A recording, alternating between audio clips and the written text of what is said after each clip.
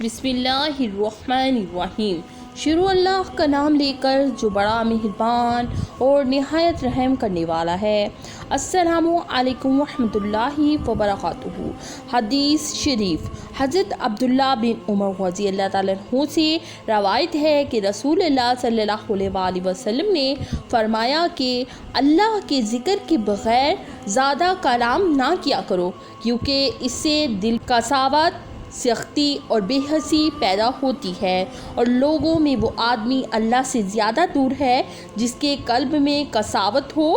دوسری حدیث حضرت سمرہ بن جندب رضی اللہ تعالیٰ عنہ سے روایت ہے کہ رسول اللہ صلی اللہ علیہ وآلہ وسلم نے فرمایا، تمام کلموں میں افضل یہ 4 کلمے ہیں، سبحان اللہ اور الحمدللہ اور لا الہ الا اللہ اور اللہ اکبر۔